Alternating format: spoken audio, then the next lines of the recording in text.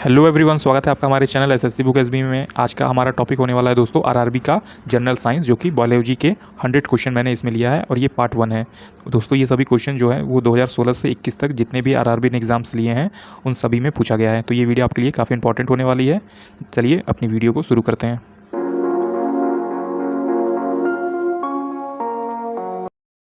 तो दोस्तों यहाँ से हमारा पहला क्वेश्चन शुरू होता है। पहला क्वेश्चन हम देखते हैं, जेराविक 7 है। तो जेराविक 7 दोस्तों क्या है? यह एक कृत्रिम हृदय है जिसे आर्टिफिशियल हार्ट कहते हैं। आप इमेज में देख पा रहे होंगे कि ये एक हार्ट का ही एक छोटा सा रूप है। जब किसी मनुष्य का जो हार्ट है वो सही से काम नहीं करता तो इसका यूज़ किया जाता है डॉक्टरों के द्वारा। तो आप इसको देख सकते हैं। पित्तरस है। जो पित्तरस है वो कैसा है? तो पीले हरे रंग का क्षारीय द्रव होता है। आप इसे याद रखेंगे कि पित्तरस जो होता है वो पीले हरे रंग का क्षारीय द्रव होता है।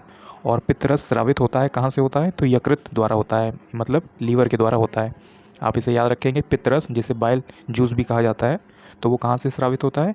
यकृत के द्वारा स्रावित होता है, मतलब लीवर के द्वारा। चौथा क्वेश्चन है हमारा, यकृत लीवर में भविष्य के लिए भंडारित रहता है। तो यकृत में जो है वो कौन सा विटामिन पाया जाता है? तो विटामिन ए पाया जाता है। आप इसे याद रखेंगे कि लीवर में जो है किसका भंडार होता है? विटामिन ए का भंडार होता है। पांचवा क्वेश्चन है हमारा, पित्त बाइल जूस का पीएच मान क्या होता है? जो पित्त रस का पीएच मान होता है वो होता है 7.7। तो आप इसे याद रखेंगे कि पित्त या फिर बाइल जूस का जो पीएच मान होता है वो 7.7 होता है। अगला आता है हमारा छठवां क्वेश्चन, कवकों का अध्ययन कहलाता है। तो कवकों का अध्ययन क्या कहलाता है दोस्तों? माइकोलॉजी कहलाता है। आप इसे याद रखेंगे कि कवकों का अध्ययन कहलाता है माइकोलॉजी। फिर अगला सातवां क्वेश्चन है हमारा, शैवालों का अध्ययन क्या कहलाता है? तो शैवालों का अध्ययन कहलाता है फाइकोलॉजी। आप इसे याद रखेंगे, शैवालों का अध्ययन कहलाता है फाइकोलॉजी। आठवां है हमारा, प्रोटीन को पाचन होता है। तो प्रोटीन का पाचन होता है छोटी आंत में। आपने याद रखा कि प्रोटीन का कोई भी पाचन जो होगा वो छोटी आंत में होगा, स्मॉल इंटेस्टाइन में होगा। आप इसे याद रखेंगे। नौवां क्वेश्चन देखेंगे जो कि है, आहार नाल में स्टार्च के पाचन में अंतिम उत्पाद है। तो आहार नाल में जो स्टार्च के पाचन में अंतिम उत्पाद है वो है हमारा माल्टोज। 10वां क्वेश्चन है हम देखेंगे जो कि है, फूल गोभी का खाने योग्य भाग है। तो फूल गोभी जब हम कभी खाएंगे तो उसका जो कौन सा भाग है वो खाने लायक है, उस भाग का नाम है पुष्पक्रम। तो आप इसे याद रखेंगे कि फूल गोभी का जो खाने वाला भाग होता है उसका नाम होता है पुष्पक्रम। अगला क्वेश्चन आता है दोस्तों हमारा 11। तो हम देखते हैं अपना अगला क्वेश्चन, कोशिका शब्द का निर्माण किसने किया? तो कोशिका शब्द का जो निर्माण किया था वो रॉबर्ट हुक ने किया था। फिर अगला क्वेश्चन देखेंगे, कोशिका का अनुवांशिक पदार्थ है। तो कोशिका का अनुवांशिक पदार्थ है डीएनए। अगला क्वेश्चन आता है 13, हम देखेंगे जो कि है, कोशिका का अध्ययन कहलाता है। तो कोशिका का अध्ययन क्या कहलाता है? साइटोलॉजी कहलाता है। आप इसे याद रखेंगे कि कोशिका का अध्ययन कहलाता है साइटोलॉजी। अगला 14 क्वेश्चन है हमारा, पौधे नाइट्रोजन ग्रहण करते हैं। तो जब पौधे जो है नाइट्रोजन ग्रहण करते हैं किस रूप में? नाइट्रेट के रूप में ग्रहण करते हैं। अगला क्वेश्चन है हमारा, डीएनए की खोज किया था। तो डीएनए की खोज किसने किया था? वॉटसन एंड क्रिक ने किया था। आप इसे याद रखेंगे कि डीएनए की खोज की थी वॉटसन एंड क्रिक ने। फिर अगला क्वेश्चन आता है दोस्तों हमारा जो कि है 16, डीएनए की इकाई है। तो डीएनए की इकाई कौन सी है? न्यूक्लियोटाइड्स। आप इसे याद रखेंगे कि न्यूक्लियोटाइड्स जो है वो डीएनए की एक इकाई होती है। फिर 17 क्वेश्चन हम देखेंगे जो कि है, मधुमेह रोग होता है। तो मधुमेह रोग होता है इंसुलिन की कमी की वजह से। आप इसे याद रखेंगे, मधुमेह रोग होता है इंसुलिन की कमी की वजह से। 18वां क्वेश्चन हम देखेंगे जो कि है, इंसुलिन की खोज की। तो इंसुलिन की खोज किसने की? वेटिंग एंड वेस्ट ने। आप इसे याद रखेंगे, इंसुलिन की खोज की वेटिंग एंड वेस्ट ने। अगला 19 क्वेश्चन आता है, इंसुलिन शरीर में बनती है। तो किसके द्वारा बनाई जाती है इंसुलिन? शरीर में अग्नाशय के द्वारा। आप इसे याद रखेंगे कि इंसुलिन जो है वो शरीर में बनती है किसके द्वारा? अग्नाशय के द्वारा। ईस्ट एक है। तो ईस्ट क्या है? कवक है। आप इसे याद रखेंगे कि ईस्ट क्या है? एक कवक है। अगला क्वेश्चन आता है हमारा 21, हैजा के रोगाणुओं की खोज किसने की थी? तो हैजा के रोगाणुओं की खोज की थी रॉबर्ट कोच ने। आप इसे याद रखेंगे कि हैजा के रोगाणुओं की खोज की थी रॉबर्ट कोच ने। अगला क्वेश्चन आता है दोस्तों हमारा 22, गाजर का रंग नारंगी क्यों होता है? तो किसकी वजह से होता है? कैरोटीन की वजह से होता है। आप इसे याद रखेंगे कि गाजर का रंग जो नारंगी होता है वो कैरोटीन की वजह से होता है। अगला है, निर्जलीकरण के दौरान आमतौर पर शरीर में किस पदार्थ की हानि होती है? तो निर्जलीकरण मतलब होता है जब आपके शरीर में पानी की कमी होती है, जिसे इंग्लिश में डिहाइड्रेशन भी कहते हैं। तो आप इसे याद रखेंगे, निर्जलीकरण का मतलब होता है शरीर में जो है वो पानी की कमी हो रही है। तो शरीर में किस पदार्थ की हानि होती है? सोडियम क्लोराइड की हानि होती है। तो आप इसे याद रखेंगे, निर्जलीकरण के दौरान शरीर में सोडियम क्लोराइड की हानि होती है। अगला है 24, गोल कृमि एक मानव परजीवी है जो कि क्षुद्रांत्र में पाया जाता है। आप इसे याद रखेंगे, टीनिया सोलियम फीता कृमि परजीवी के रूप में रहता है कहाँ पे? आंत में। तो आप इसे याद रखेंगे कि टीनिया सोलियम जो है इसका दूसरा नाम फीता कृमि है, ये परजीवी के रूप में रहता है आंत में। फिर अगला क्वेश्चन आता है 26 हमारा, कार्बोहाइड्रेट शरीर के किस रूप में संचित रहते हैं? तो कार्बोहाइड्रेट जो है शरीर के किस रूप में संचित रहते हैं? ग्लाइकोजन में। तो आप इसे याद रखेंगे कि कार्बोहाइड्रेट शरीर के किस रूप में संचित रहते हैं? तो ग्लाइकोजन में। फिर अगला क्वेश्चन है 27, दूध में पाई जाने वाली शर्करा है लैक्टोज। तो आप इसे याद रखेंगे, दूध से रिलेटेड कोई भी चीज़ आपसे पूछी जाए तो उसका जो रूट वर्ड है वो लैक्टोज से रिलेटेड आएगा। तो लैक्टोज इसमें हो जाएगा कि दूध में पाई जाने वाली जो शर्करा होती है वो लैक्टोज की वजह से होती है। अगला 28 क्वेश्चन है हमारा, समसूत्री विभाजन होता है कायिक कोशिका में। तो आप इसे याद रखेंगे कि समसूत्री विभाजन है कायिक कोशिकाओं में। अगला 29 क्वेश्चन है, मानव नेत्र कार्य करता है, जो हमारी आंखें हैं वो कैसे कार्य करती हैं? उत्तल लेंस की तरह। तो आप इसे याद रखेंगे कि मानव नेत्र की आंखें जो है वो किस तरह से काम करती है? उत्तल लेंस के द्वारा काम करती है। फिर अगला है, प्रकाश की चाल सर्वाधिक होती है निर्वात में। तो निर्वात को ही वैक्यूम कहते हैं। आप इसे याद रखेंगे कि प्रकाश की चाल जो लाइट ईयर्स है वो सबसे ज़्यादा कब होती है? निर्वात में। तो आप इसे याद रखेंगे, निर्वात में सबसे ज़्यादा होती है प्रकाश की चाल। दोस्तों ये सभी जो क्वेश्चंस हैं वो 2016 से लेकर 2021 तक रेलवे के हर एग्ज़ाम में पूछे गए हैं, जैसे कि ग्रुप डी हो गया, एएलपी टेक्नीशियन, जेई, एनटीपीसी। तो ये सभी जो क्वेश्चन है मैंने वहीं से लिया है आपके लिए। ये सारे क्वेश्चन जो है वो बहुत ज़्यादा इंपॉर्टेंट है। यही क्वेश्चन जो है वो इस बार भी रिपीट होने वाले हैं, तो आप इस क्वेश्चन को अच्छे से याद कर लीजिए अपने नोटबुक में नोट्स बनाकर। तो हम लोग बढ़ते हैं अपने अगले क्वेश्चंस की तरफ, जो कि है हमारा 33, गुणसूत्रों का निर्माण होता है। तो गुणसूत्र जो होते हैं उनका निर्माण होता है क्रोमेटिन नामक पदार्थ में। तो आप इसे याद रखेंगे कि गुणसूत्र का जो निर्माण होता है वो क्रोमेटिन नामक पदार्थ से होता है।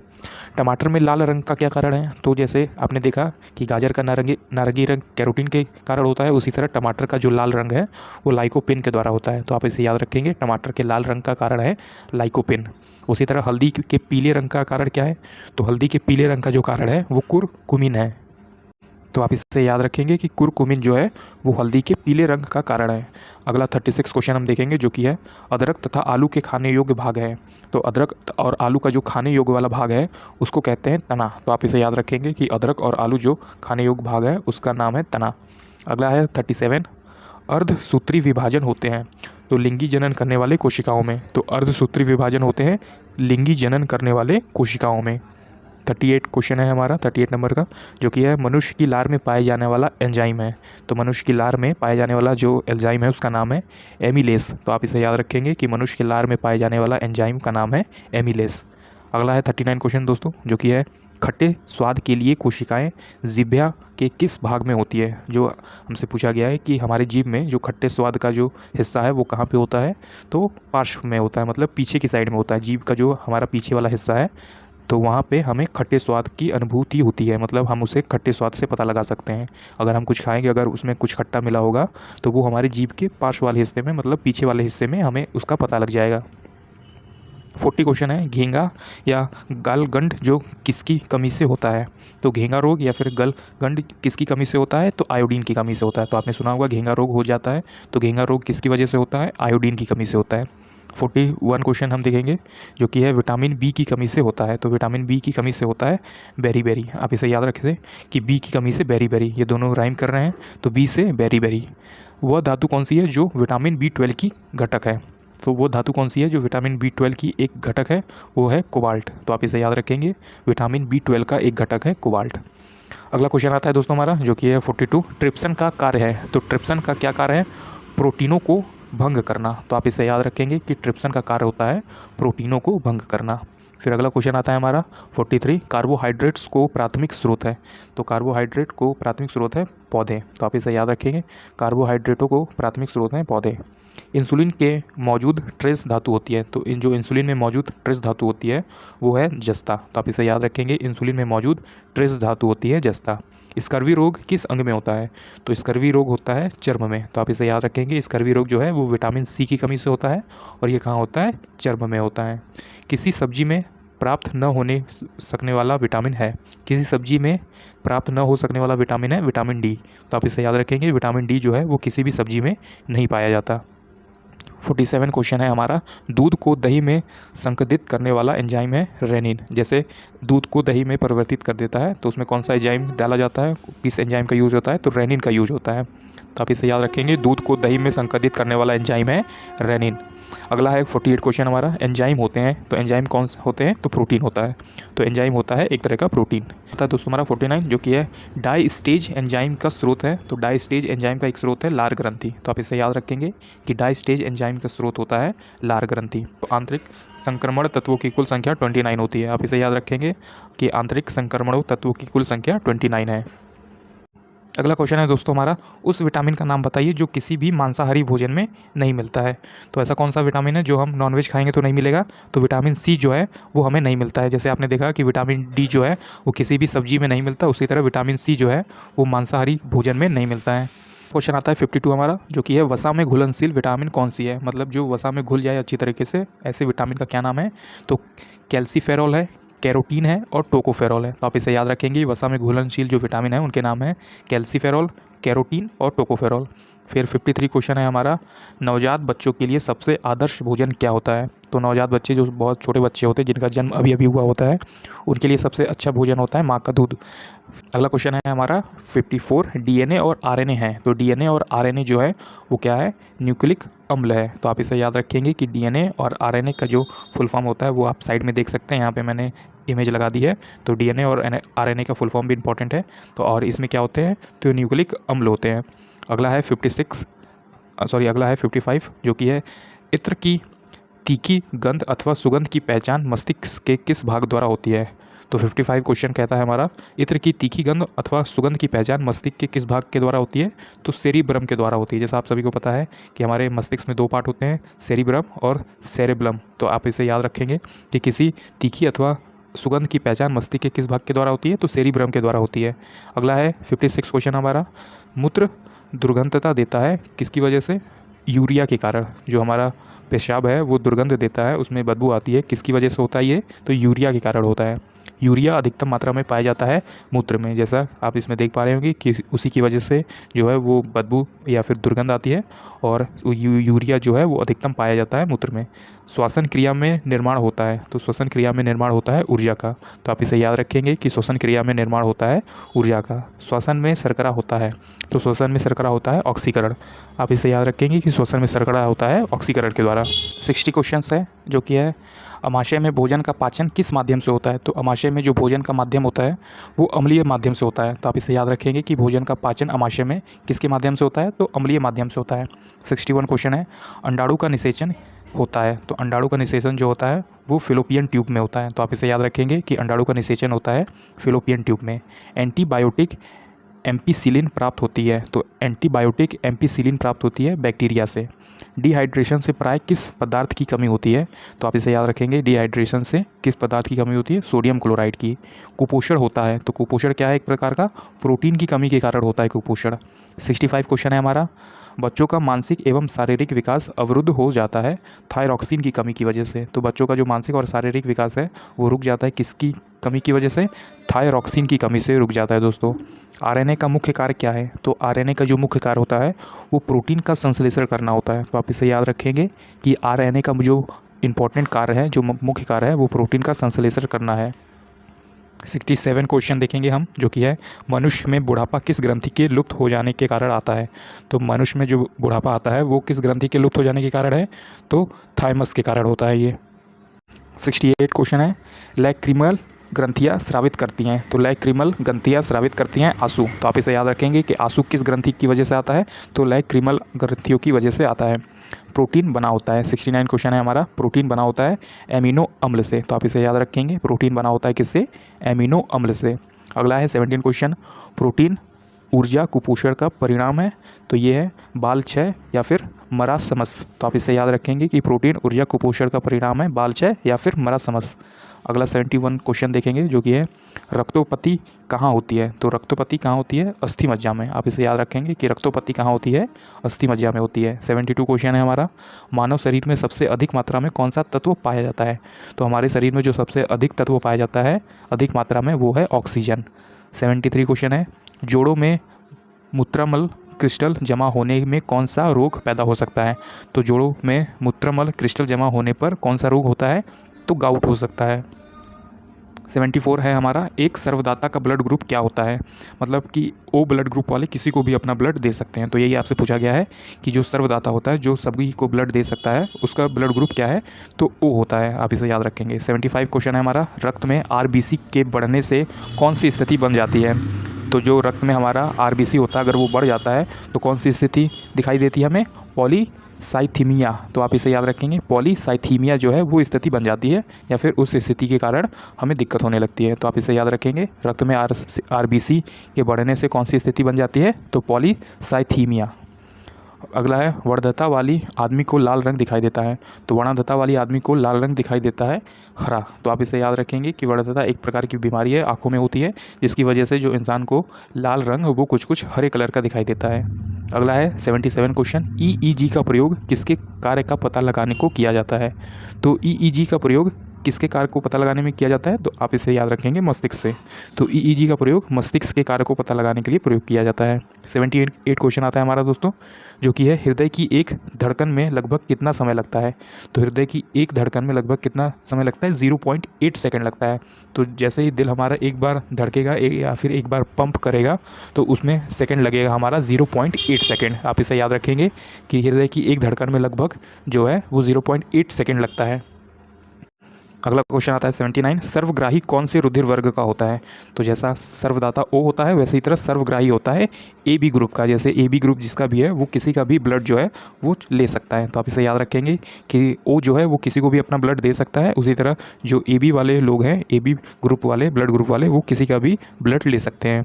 अगला है 80 क्वेश्चन हमारा, रक्त स्कंदन में सहायक विटामिन होता है। तो रक्त स्कंदन में सहायक विटामिन होता है विटामिन के। जैसा आपने देखा होगा कि चोट लगने पे पहले वो जगह काली काली हो जाती है, फिर उस पर पपड़ी सा जम जाता है, तो उसी की वजह से, किसकी वजह से, तो विटामिन के की वजह से। 81 क्वेश्चन है हमारा, नवजात शिशु को बीसीजी का टीका कब लगाया जाता है। तो नवजात शिशु को जो बीसीजी का टीका लगाया जाता है वो जन्म लेने के बाद लगाया जाता है। तो आप इसे याद रखेंगे कि नवजात शिशु को बीसीजी का टीका लगाया जाता है जन्म लेने के बाद। पहला सफल हृदय प्रत्यारोपण किया था। तो पहला सफल हृदय प्रत्यारोपण किया था CN बर्नार्ड ने। तो आप इसे याद रखेंगे कि पहला हार्ट ट्रांसप्लांट जो ऑपरेशन होता है, आपने नाम सुना होगा कि पहला हार्ट ट्रांसप्लांट ऑपरेशन किसने किया था, तो डॉक्टर CN बर्नार्ड ने किया था। अगला है 83 क्वेश्चन, मानव त्वचा का रंग बनता है। तो मानव त्वचा का रंग किस वजह से बनता है, मेलानिन से बनता है। तो आप इसे याद रखेंगे कि मेलानिन कम होने की वजह से, आपने देखा होगा कि कुछ लोगों का जो चेहरे का रंग होता है वो हल्का हल्का वाइट होने लगता है।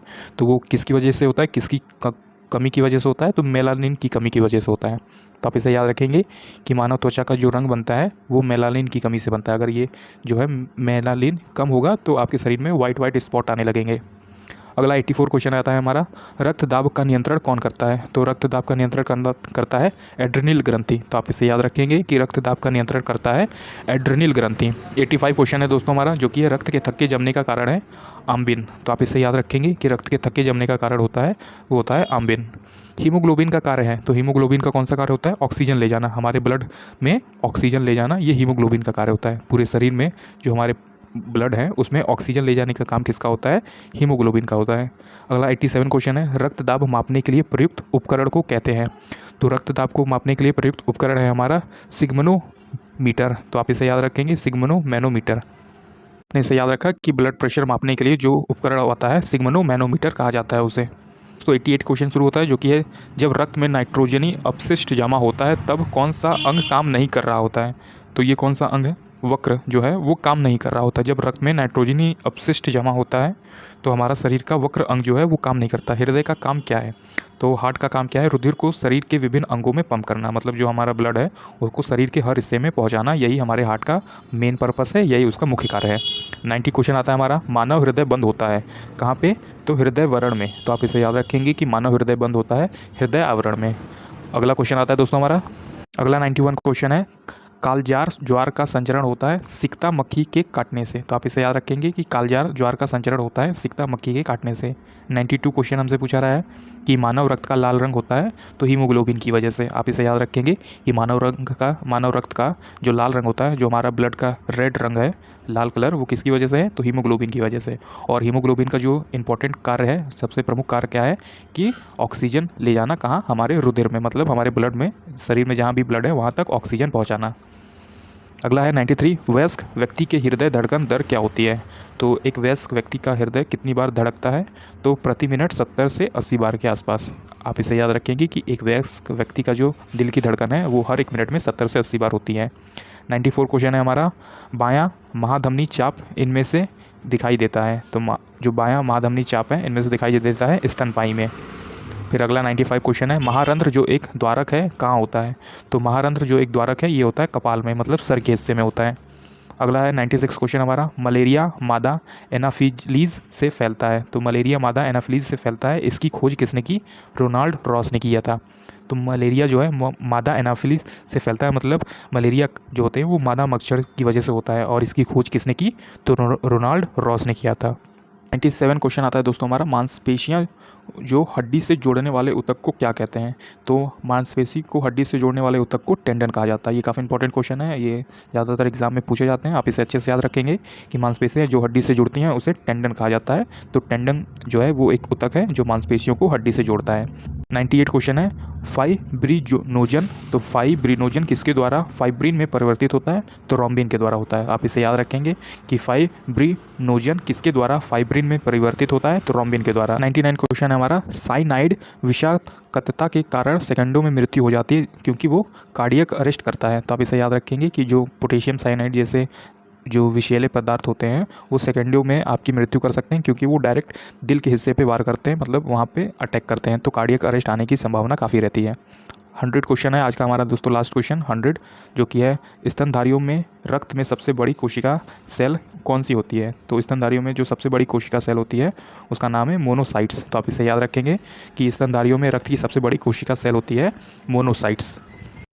तो जैसा कि आप लोगों ने देखा दोस्तों, यह था हमारा 100 बायोलॉजी के क्वेश्चन जो कि आरआरबी अपने एग्जाम में हमेशा पूछती है। तो इसी तरह के क्वेश्चन आपसे पूछे जाएंगे आपके एनटीपीसी के एग्जाम में भी। तो उम्मीद है दोस्तों आपको हमारी ये वीडियो पसंद आई होगी। अगर हमारी ये वीडियो पसंद आई तो हमारी इस वीडियो को एक लाइक ज़रूर कर दीजिएगा।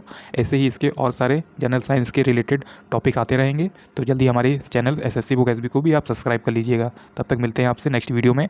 पढ़ते रहिए और हमेशा अपने लक्ष्य की तरफ आगे बढ़ते रहिए।